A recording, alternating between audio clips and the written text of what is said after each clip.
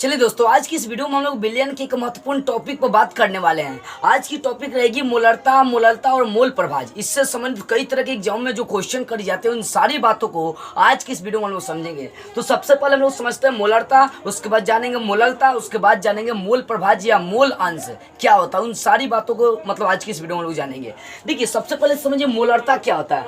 तो 1 लीटर विलयन में जितने विलय की मात्रा घुली रहती है, मान लो कि ये आपके पास एक बोतल है, ध्यान समझिएगा, इसमें 1 लीटर आपका क्या है, जल है। अब 1 लीटर जल है तो इसमें जितना चीनी डालेंगे, जितना चीनी की मात्रा घुली रहेगी, उसी को हम लोग बोलेंगे क्या, तो मोलरता कहेंगे। मोलरता का मतलब क्या होता है कि 1 लीटर विलयन में, 1 लीटर घोल में जितनी विलय की मात्रा घुली रहती है, जितने विलय की मोलों की संख्या घुली रहती है, उसी को हम लोग क्या बोलते हैं, मोलरता कहते हैं। तो 1 लीटर आपके पास, जैसे आप देखेंगे स्प्राइट पीते हैं, तो ये जो स्प्राइट का बोतल है ये 2 लीटर वाला है, 1 लीटर वाला अलग आता है। तो 1 लीटर वाले स्प्राइट में जितनी उसमें मीठरस चीजें घुली रहती है, जितनी चीनी की मात्राएं घुली रहती है, वही सब आपका क्या कहलाता है, मोलरता कहलाता है। तो याद रखिएगा, 1 लीटर विलयन में जितने विलय की मात्रा घुली रहती है, 1 लीटर विलयन में जितने विलय के मोलों की संख्या घुली रहती है, उसे ही हम लोग क्या बोलते हैं, मोलरता कहते हैं। मोलरता को कैपिटल एम से सूचित करते हैं। याद देखिएगा, किसे, कैपिटल एम से, मोलरता को कैपिटल एम से सूचित करते हैं। देखो, मोलरता का अगर देखिए यहाँ पर फॉर्मूला, तो विलय के मोलों की संख्या बता विलयन का आयतन, मतलब विलयन का आयतन किस में लेकर चलना है, लीटर में। यानी 1 लीटर विलयन में जितने विलय की मोलों की संख्या घुली है, उसे हम लोग क्या कहते हैं, मोलरता कहते हैं। मोलरता को कैपिटल एम से सूचित करते हैं। याद देखिएगा। अब देखो, ये मोलरता का सूत्र, मोलरता का सूत्र क्या, विलय के मोलों की संख्या अब बटा विलयन का आयतन। क्या, विलयन का आयतन, विलयन का आयतन, वो भी किस में चाहिए, लीटर में। तो 1 लीटर विलयन में जितने विलय की मात्रा घुली रहती है, विलय के मोलों की संख्या घुली रहती है, उसी को हम लोग क्या बोलते हैं, मोलरता कहते हैं। मोलरता को कैपिटल एम से सूचित करते हैं। ठीक है ना। अब देखो, इससे, इस सूत्र से हम लोग न्यूमेरिकल कैसे सॉल्व करेंगे, इस बात को समझिए। ठीक है ना। यही बातें कई बच्चों को समझ में नहीं आती है, ध्यान दीजिए, यहाँ पर फोकस करिए। अब यहाँ पर ध्यान देने वाली बात है, क्वेश्चन आपका है कि 400 मिलीलीटर विलयन में 4.9 ग्राम H2SO4 विलीन है। मतलब आपके पास विलयन की मात्रा इतना है और इसमें 4.9 ग्राम सल्फ्यूरिक अम्ल मतलब H2SO4 क्या है, घुला हुआ है। तो विलयन की आपको मोलरता ज्ञात करना है, यही ज्ञात करना आपको, मोलरता ज्ञात करना। क्या ज्ञात करना है, मोलरता।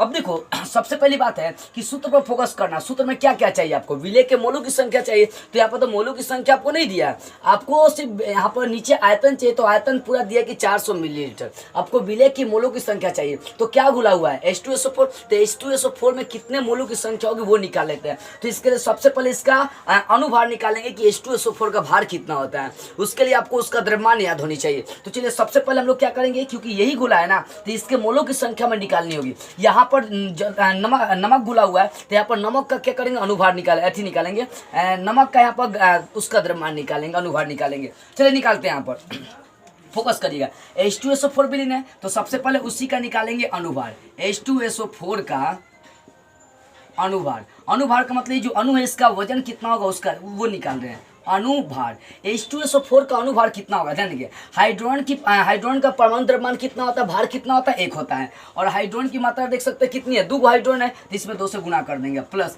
S मतलब सल्फर, सल्फर की परमाणु भार कितना होता है, मतलब परमाणु द्रव्यमान कितना होता है, याद होनी चाहिए, 32 होता है। ठीक है ना। कितना होता है, 32। आपको एग्जाम में दे देगा, मान लो क्वेश्चन तो बगल में लिख देता है कि H का द्रव्यमान 1 होता है, S का 32 होता है, ऑक्सीजन का 16 होता है। ये सारी चीजें क्या करता है, वो आपको लिख कर दे देगा। ठीक है ना। तो इससे घबराइएगा मत। तो समझ में आ रही है। सल्फ्यूरिक अम्ल का निकाला है, तो H हाइड्रोजन का परमाणु द्रव्यमान 1 होता है, हाइड्रोजन की 2 मात्रा आता है 2 से गुना, सल्फर की 1 मात्रा है तो उसका परमाणु द्रव्यमान 32 होता है। ऑक्सीजन की जो परमाणु द्रव्यमान होता है वो होता है 16, और ऑक्सीजन की 4 मात्रा आता है, बस 4 से गुना कर देंगे। 1 का 2 से गुना कर देंगे 2, 32 जो का 16 का कितना हो जाएगा, 64।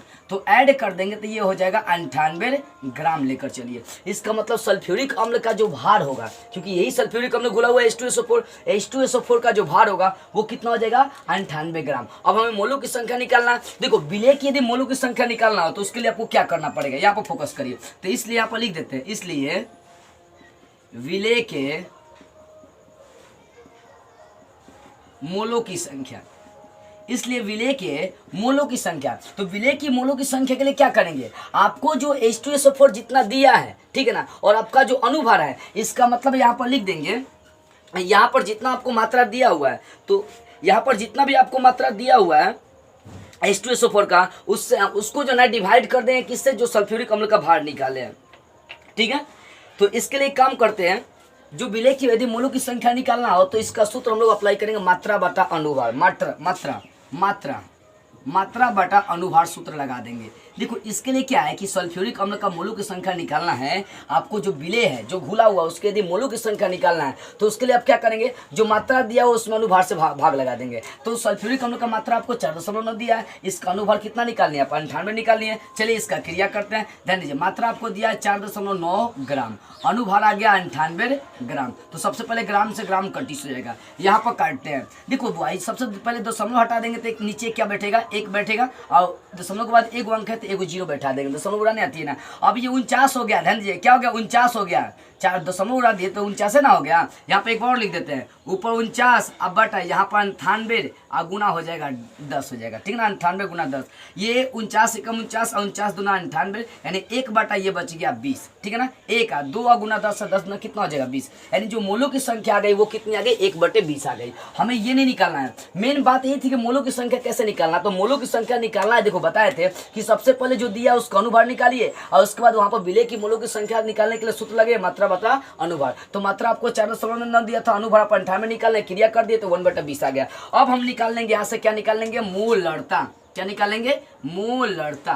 तो मोलरता का सूत्र क्या होता है, मोलरता का सूत्र होता है विलेय के मोलों की संख्या। तो विलेय के मोलों की संख्या 1/20 आ गई है। अब बटा क्या होता है, विलयन का आयतन। तो विलयन का टोटल आयतन कितना दिया हुआ है, 400 मिलीलीटर आपको दिया हुआ है, ये विलयन का आयतन दिया हुआ है, ठीक है ना। अब ध्यान देते हैं, 1/20 है। अब ये भागा है, इसके बटा में 1 छुपा है, भागा को गुना में चेंज करेंगे तो 1 ऊपर चला जाएगा और 400 मिलीलीटर कहाँ चलाएगा, नीचे चलाएगा। इस बात पर जरा सा फोकस करिए आप, ठीक है ना।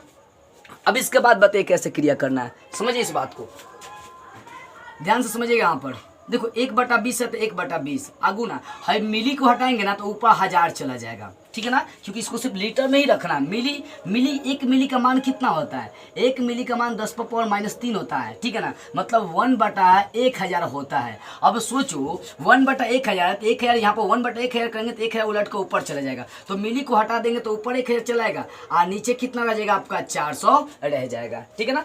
अब देखो यहाँ पर जो कटने वाला काटी, एगो जीरो से एगो जीरो कटिस, एगो जीरो से एगो जीरो कटिस, एगो जीरो से भी एगो जीरो कटिस। तो ऊपर 1 का 1 से गुना करेंगे 1 हो जाएगा, यहाँ पर 2 का 4 से गुना कर देंगे 8 हो जाएगा।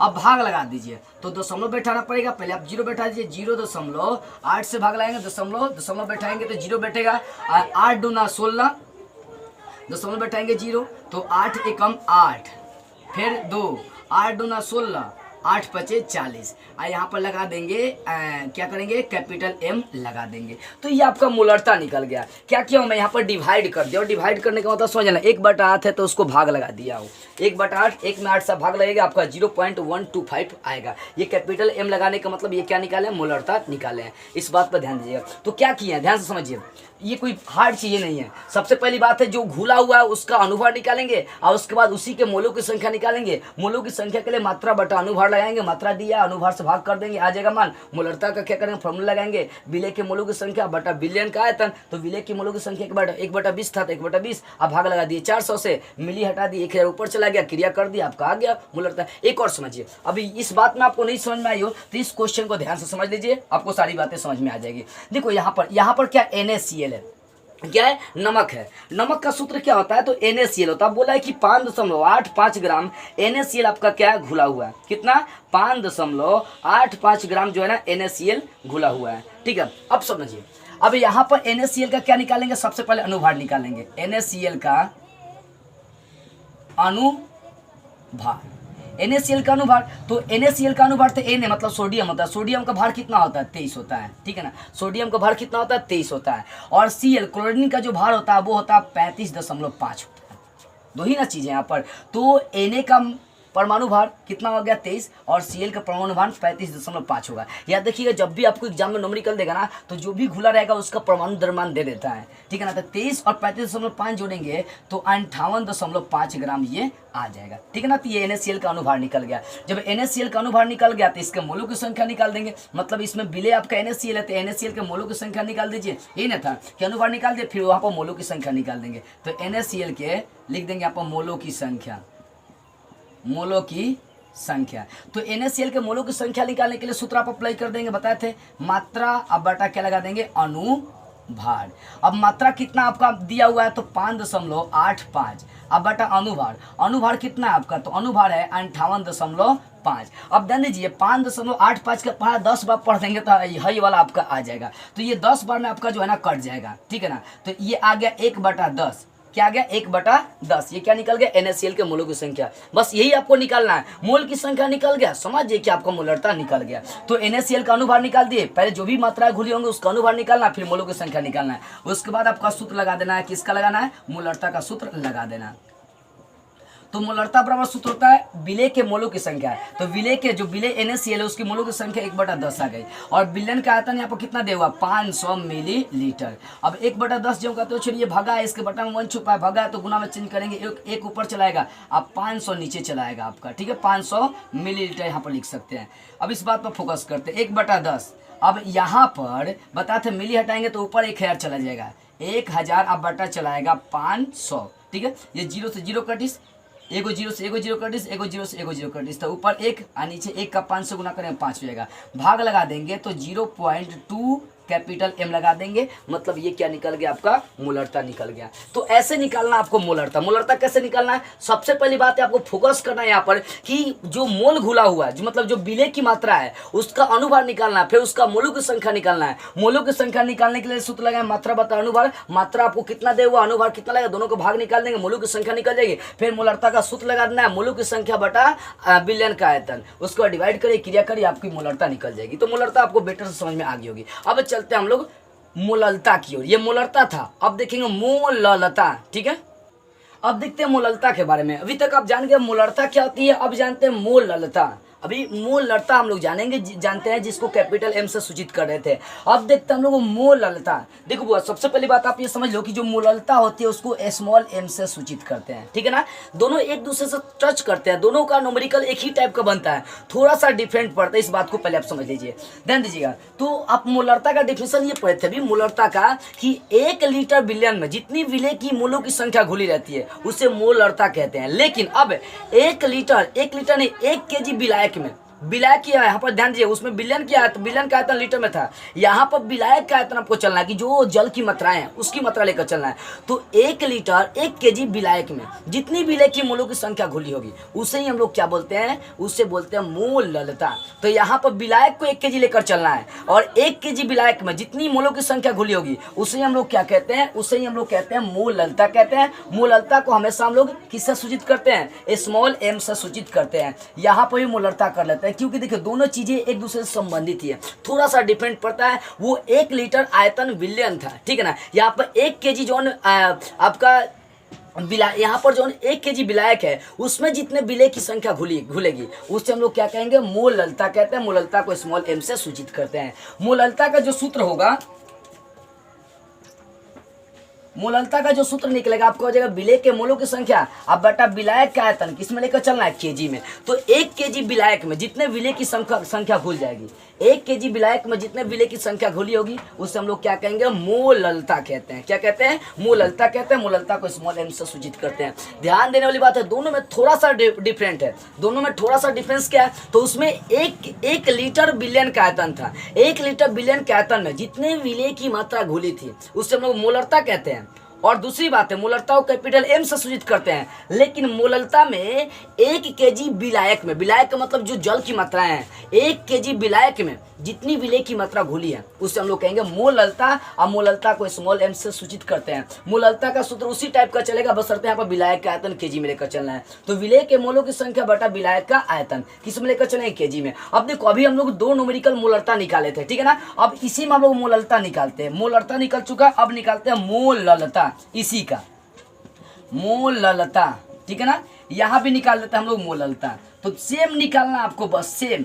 पहली बात है क्वेश्चन वही है, क्वेश्चन ठीक इसके पिछले में जो बताया गया था मोलरता वही बात है आपकी आ रही है। क्वेश्चन सेम वैसे ही है, तो आपको वैसे ही निकालना है। पहले जो घुली हुई चीज है उसका क्या निकालना, आपको आयतन निकालना है। जो घुली हुई चीज है उसका अनुभार निकालेंगे। H2SO4 घुला हुआ है तो H2SO4 का अनुभार निकाल दिए। कितना निकालते हैं, 98। कैसे, H का द्रव्यमान 1 होता है, इसका 2 H है तो 2 से गुना कर देंगे। सल्फर का 32 होता है, ऑक्सीजन का 16 होता है, ऑक्सीजन की मात्रा 4 से गुना करेंगे, क्रिया कर देंगे, इसका आ गया 98। यानी जो मात्राएं घुली है उसका पहले अनुभार निकालिए, आप फिर उसके मोलों की संख्या निकालिए। तो इसमें विलेय H2SO4 है तो H2SO4 को मोलों की संख्या निकालेंगे, मात्रा बटा अनुभार, तो मात्रा 4.9 दिया है, अनुभार कितना था आपका 98 है, क्रिया करेंगे 10 बार में कट जाएगा वो, और नीचे 2 है, मतलब यहाँ से दशमलव उड़ा देंगे तो 10 आपका बैठ जाएगा, ठीक है ना, दशमलव के बदले 1, दशमलव के बदले 1 अंक है तो 1 जीरो बैठ जाएगा, ठीक है ना। तो ये कट जाएगा, 49 अब बटा 98 उतार दिया, गुना 10 है 10, 49 से कम 49, 49 दूना 98, 1/2 आ गया, 2 का 10 से गुना करेंगे 1/20 आ गया, यानी ये विलेय के मोलों की संख्या निकल गया। अब फिर आपको क्या निकालना है, मोललता निकालना है, तो मोललता निकाल देते हैं, वही सूत्र लगाएंगे, विलेय के मोलों की संख्या, तो विलेय के मोलों की संख्या 1/20 निकालिए। अब बटा विलायक का आयतन, तो यहाँ पर देखो 400 ग्राम विलायक में, यहाँ विलायक बोल दिया कि 400 ग्राम विलायक में, तो विलायक की जो आयतन है केजी में आपको कितना दिया हुआ है, तो विलायक का जो आयतन है वो कितना दिया आपको 400 ग्राम दिया होता है, 400 ग्राम लिख देंगे, यहाँ भी क्या करेंगे 400 ग्राम लिख देंगे। अब ध्यान दो ये जो ग्राम है इसको केजी में चेंज करना, तो केजी में चेंज करने के लिए आपको क्या ऊपर जो है ना 1000 से गुना करना पड़ेगा, तो वही बातें आ रही है सिंपल से, मिली वहाँ पर मिली था ना, तो मिली के बदले 1000 ऊपर बैठा रहे थे, मिली कटिस हो जाती, यहाँ ग्राम के बदले जो है ना हम लोग ऊपर 1000 बैठा देंगे, वो केजी में चेंज हो जाएगा। तो यहाँ भी क्या करेंगे 1000 बैठा देंगे, काट कट करेंगे, वही आपका आंसर आएगा, बशर्ते यहाँ पर जो होगा वो स्मॉल एम आएगा, क्योंकि मोललता को स्मॉल एम से सूचित करते हैं। इस बात पर फोकस करिए, दोनों सेम चीजें हैं, अलग अलग चीजें नहीं है, थोड़ा सा डिफरेंट। वो 1 लीटर बिलियन में जितने विलेय की मात्रा घुली होती है उसे मोलरता कहते हैं, लेकिन 1 केजी विलायक में जितने विलेय की मात्रा घुली रहती है उसे हम लोग कहते हैं मोललता कहते हैं। सेम आपको वैसे ही निकालना है, पहले जो विलेय मतलब जो विलेय की मात्रा घुली है उसका अनुभार, फिर उसका मोलों की संख्या निकालेंगे और फिर मोललता का सूत्र लगा देंगे। यहाँ पर भी वैसे ही था, आपका 500 ग्राम विलायक में 5.85 ग्राम NaCl विलीन है, जिसमें आपको विलयन की मोललता ज्ञात करनी है, क्या निकालनी है मोललता। तो वैसे ही NaCl का अनुभार निकालेंगे, तो अनुभार निकाल दिए 58.5, क्योंकि Na का जो सोडियम होता है उसकी परमाणु भार होता है 23, और जो क्लोरीन होता है उसका परमाणु भार 35.5 होता है, दोनों को ऐड करेंगे 58.5 आ जाएगी, ठीक है ना। तो ये निकल गया NaCl का अनुभार निकल गया। अब इसके मोलों की संख्या निकालने के लिए सूत्र अप्लाई करिए, मात्रा बटा अनुभार, मात्रा 5.85 है, अनुभार 58.5 है, ये 10 बार में आपका कटिस होगा 1/10 आ गया, यानी यहाँ पर देखी जाए NaCl के मोलों की संख्या 1/10 आ गई। आपको निकालना क्या, मोललता निकालना है, यहाँ पर मोललता का सूत्र लगा दीजिए, ल लिख दीजिए मोललता। तो मोललता का भी सूत्र होता है मोलों की संख्या ने 1/10, अब बटा विलायक का आयतन, तो यहाँ पर कितना विलायक है 500 ग्राम विलायक है, तो 500 ग्राम यहाँ पर क्या करेंगे डाल देंगे, 500 ग्राम, यहाँ भी क्या हो जाएगा 500 ग्राम, सेमी क्रिया करना है। अब देखो ग्राम को केजी में चेंज करने के लिए ऊपर 1000 से आपको गुना कर देना पड़ेगा, तो ऊपर 1000 से गुना कर दिया, काट दिया गया, तो 1/5 आ गया, इसको डिवाइड किया गया तो आपका आ गया 0.2, यहाँ पे स्मॉल m लिख देंगे। तो इस तरह से आपको मोललता निकाल देना, दोनों में ज़्यादा डिफरेंस नहीं, दोनों का नोमेरिकल सेमी बनता है, बशर्ते इसके अंत में मोललता के अंत में क्या लगाना है स्मॉल m लगाना है, ठीक है ना। तो समझ गए होंगे मोलरता और मोललता। अब देखो कई बार एग्जाम में पूछती भी है कि मोलरता और मोललता में क्या अंतर है, तो ध्यान से समझिएगा। मोललता क्या होता है कि 1 लीटर बिलियन में जितनी विलेय की मात्रा घुली रहती है उसे मोलरता कहते हैं, लेकिन 1 केजी विलायक में जितने विलेय की मात्रा घुली रहती है उसे मोललता कहते हैं, ठीक है। अब ध्यान देंगे दूसरी बात आ रही है यहाँ पर कि मोलरता को कैपिटल M से सूचित करते हैं, जबकि मोललता को हम लोग किससे सूचित करते हैं स्मॉल m से। तीसरा अंतर लिख सकते हैं कि मोलरता का जो SI मात्रक होता है, मोलरता की बात नहीं कर रहे हैं, कैपिटल M की बात कर रहा हूँ। जो मोलरता होता है उसका जो SI मात्रक होता है वो होता है मोल प्रति लीटर होता है, लेकिन जो मोललता होता है जो अभी आप पढ़ रहे हैं मोललता का SI मात्रक होता है मोल प्रति केजी होता है। क्या होता है मोल प्रति केजी होता है। ये 3 अंतर आप याद रखिएगा कि इसमें मोललता और मोलरता में क्या क्या अंतर। पहला अंतर मोलरता और मोलरता में क्या अंतर, पहला अंतर आपको ये लिखना है कि 1 लीटर विलयन में जो विलेय की मात्रा घुली रहती है उससे हम लोग मोलरता कहते हैं, लेकिन 1 केजी विलायक में जितने विलेय की मात्रा घुली रहती है उससे हम लोग मोललता कहते हैं। दूसरा अंतर मोलरता को कैपिटल M से सूचित करते हैं, जबकि मोललता को स्मॉल m से सूचित करते हैं। तीसरा अंतर कि मोलरता का SI मात्रक मोल प्रति लीटर होता है, जबकि मोललता का SI मात्रक मोल प्रति केजी होता है। ये 3 अंतर आप याद रखिएगा मोलरता और मोललता में, ठीक है ना। अब एक और बात हम लोग जानते हैं, मूल प्रभाज के बारे में चर्चा करते हैं क्योंकि वो बहुत बेसिक चीज है। अब देखते हैं मूल प्रभाज के बारे में। देखिए मूल प्रभाज के 2-3 नाम होते हैं। मूल प्रभाज को हम लोग मोल अंश या अनुभिन्नांक भी कहते हैं। तो ये थोड़ा सा बेसिक बात है, इसको हम लोग बेटर से जानेंगे। अभी तक आप मोललता 2 बातें आप जान चुके हैं। अब देखिए मूल प्रभाज क्या होती है, मतलब मोल अंश या अनुभिन्नांक क्या होता है, इस बात पर फोकस करिए। देखो मूल प्रभाज को अगर देखी जाए तो मूल प्रभाज का सिंपल डिफिनेशन होता है कि विलयन में 2 घटक होता है। विलयन के 2 घटक होता है, विलेय और विलायक। तो विलयन में विलयन में विलेय और विलायक के मोलों की संख्या तथा विलयन के कुल मोलों की संख्या का अनुपात कर दीजिए, आपका मोल प्रभाव निकल जाएगा। कहने का मतलब जो विलेय या विलायक की मोलों की संख्या है और विलयन की जो टोटल मोलों की संख्या है, इन दोनों का अनुपात कर दीजिए। विलेय की मोलों की संख्या और विलेय की मोलों की संख्या और विलयन के मोलों की संख्या दोनों का जब अनुपात करेंगे तो ये आपका निकल जाएगा विलेय का मोल प्रभाव। अब वही जब विलायक के मोलों की संख्या और विलयन के कुल मोलों की संख्या का अनुपात करेंगे तो वो निकल जाएगा विलायक का मोल प्रभाव निकल जाएगा। तो यहाँ पर दो आधार पर आप डिफिनेशन दे सकते हैं मोल प्रभाव के, एक विलेय के आधार पर, दूसरा विलायक के आधार पर। तो विलेय के मोलों की संख्या और विलयन के मोलों की संख्या के अनुपात को हम लोग क्या कहते हैं, विलेय का मोल प्रभाव कहते हैं। और दूसरी बात है, जो विलायक के मोलों की संख्या है और विलयन की जो मोलों की संख्या दोनों का अनुपात करेंगे तो यहाँ से विलायक का मोल प्रभाव निकल जाएगा। तो अगर मोल प्रभाव की या मोल अंश या अनुभिन्नांक का डिफिनेशन दी जाए तो बोल सकते हैं कि विलयन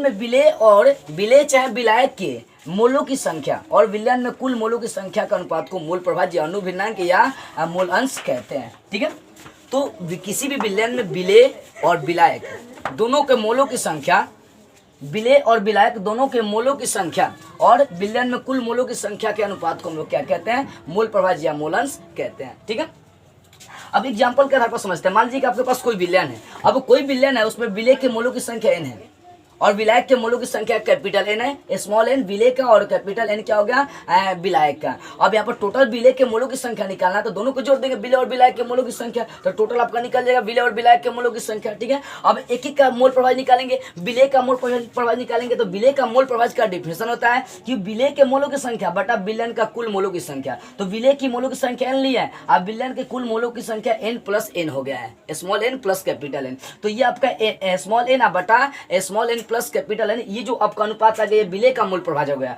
और इसी प्रकार विलायक के यदि मोल प्रभाव निकालेंगे तो विलायक के मोलों की संख्या एक कैपिटल N है, तो कैपिटल N बटा विलयन के कुल मोलों की संख्या, यानी विलायक के मोलों की संख्या बटा विलायक के मोलों की संख्या और विलयन के कुल मोलों की संख्या का अनुपात को हम लोग विलायक का मोल प्रभाव कहते हैं। तो दो तरह का मोल प्रभाव निकलेंगे, एक विलेय का मोल प्रभाव या दूसरा विलायक का मोल प्रभाव। तो इस बात को फोकस करिए जरा सा, किसी भी विलयन में दो चीजें होती है, एक विलेय होता है और दूसरा विलायक होता है। तो विलेय की मोलों की संख्या विलयन की मोलों की संख्या के अनुपात को विलायक का मोल प्रभाव कहते हैं। और दूसरी बात है, विलायक के मोलों की संख्या और विलयन के कुल मोलों की संख्या के अनुपात को विलायक का मोल प्रभाव कहते हैं। वही बातें लिखिए, किसी भी विलयन में विलेय या विलायक के मोलों की संख्या और विलयन के कुल मोलों की संख्या के अनुपात को मोल प्रभाव या अनुभिन्नांक या मोल अंश कहते हैं। इस बात को याद रखिएगा, ठीक है ना। तो ये समझ गए, ये विलेय का मोल प्रभाव निकल गया। कैसे, तो विलेय का मोल प्रभाव निकालना तो विलेय के मोलों की संख्या, विलेय का मोल संख्या क्या लिए, स्मॉल n लिए, तो विलेय के मोलों की संख्या और टोटल विलयन के मोलों की संख्या के अनुपात को हम लोग विलेय का मोल प्रभाव कहते हैं।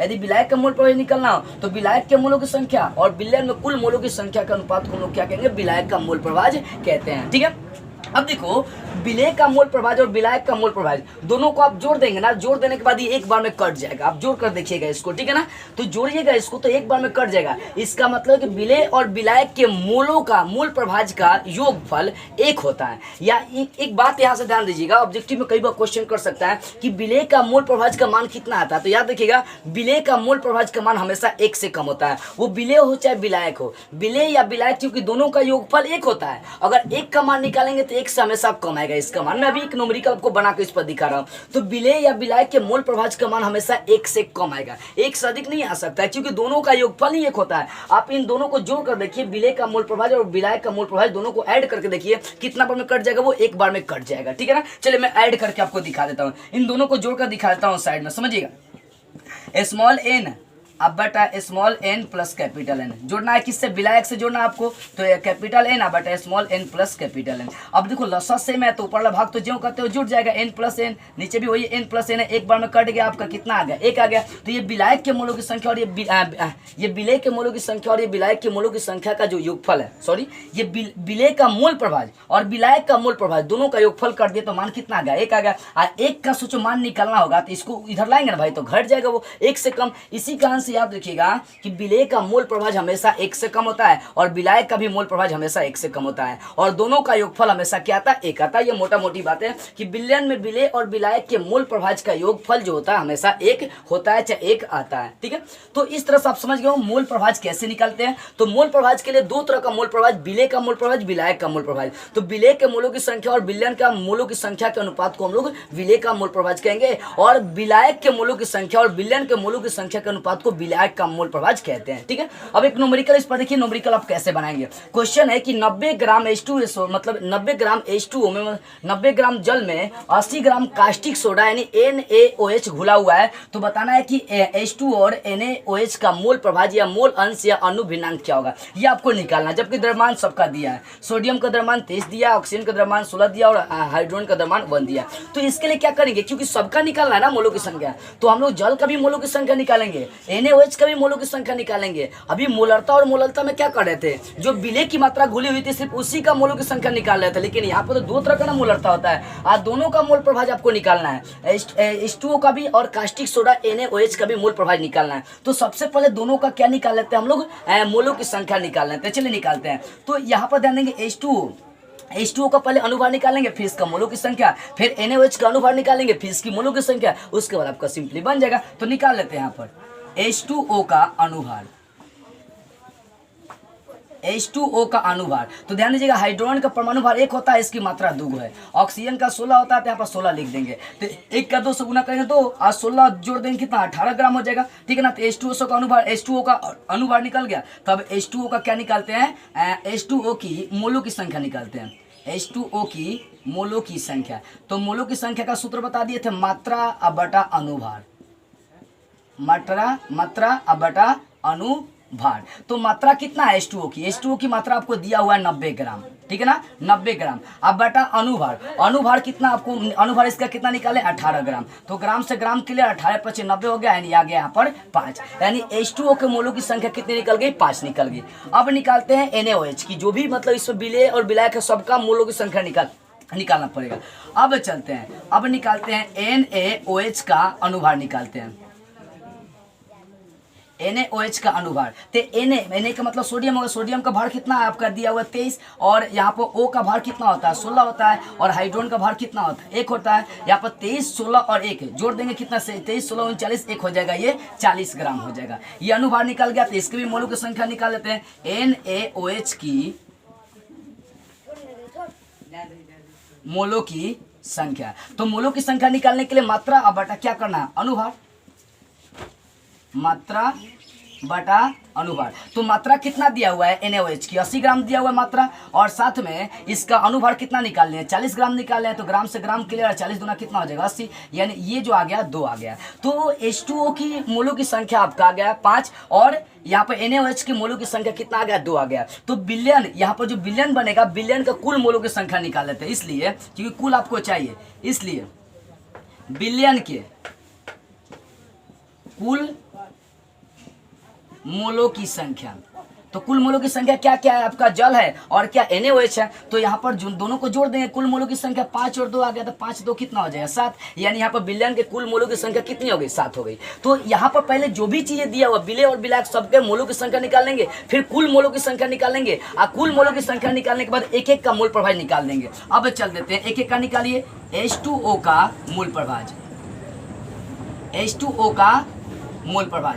तो H2O का मोल प्रभाज निकालना है, तो H2O का मोल प्रभाज निकालना है। तो H2O का क्या निकालेंगे, मोलों की संख्या बटा बिलियन के मोलों की संख्या। तो H2O के मोलों की संख्या कितना आ गया 5 आ गया, और बिलियन का टोटल मोलों की संख्या कितना आ गया 7 आ गया। आंसर हो जाएगा 5/7 मोल प्रभाज। ऐसा ही निकालेंगे NaOH का,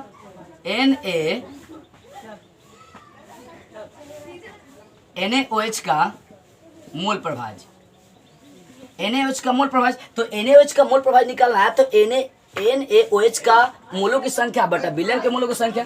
तो NaOH के मोलों की संख्या कितनी निकली हुई है 2 निकली हुई है। ठीक है, इसका टोटल बिलियन के मोल प्रभाज कितना निकला, मोलों की संख्या कितना निकला 7। तो ये हो जाएगा 2/7। देखो वो जिसका मोल प्रभाज निकालना उसी के मोलों की संख्या और बिलियन के टोटल मोलों की संख्या से भाग लगाइए, आपका मोल प्रभाज निकल जाएगा। देखिए मैं क्या किया हूँ, आपका 90 ग्राम जल में 80 ग्राम NaOH कास्टिक सोडा घुला हुआ था, तो दोनों का मोल प्रभाज निकालना है। तो सबसे पहले क्या किया मैंने, जल का अनुभार निकाला, फिर जल के मोलों की संख्या निकाल दिया, फिर फिर NaOH के अनुभार निकाल दिया, फिर उसके मोलों की संख्या निकाल दिया, दोनों निकाल दिए। उसके बाद बिलियन का टोटल मोलों की संख्या निकाल दी, इसका 5 इसका 2 आया, दोनों को ऐड कर दिया 7 आ गया। अब एक एक का मोल प्रभाज निकाल देंगे। तो H2O का मोल प्रभाज, तो H2O का मोल प्रभाज निकालने के लिए H2O के मोलों की संख्या बटा बिलियन के मोलों की संख्या, तो H2O की मोलों की संख्या 5 है और साथ में बिलियन का टोटल मोलों की संख्या कितनी है 7 है, तो 5 बटे हो गया 7। और NaOH का मोल प्रभाज कितना, NaOH का मोल प्रभाज निकालना है, तो NaOH की मोलों की संख्या बटे आपका बिलियन के मोलों की संख्या, तो NaOH की मोलों की संख्या कितना निकालना है 2 और 2 बटे क्या करेंगे 7 कर देंगे, तो आपका आंसर आ गया। तो ऐसे ही निकालिएगा आप, ऐसे ही न्यूमेरिकल सॉल्व करते रहिएगा, ठीक है ना। क्या करना है, जो भी चीज दिया होगा सबका आपको मोलों की संख्या निकालना पड़ेगा, टोटल मोलों की संख्या निकालकर डिवाइड करेंगे, आपका आंसर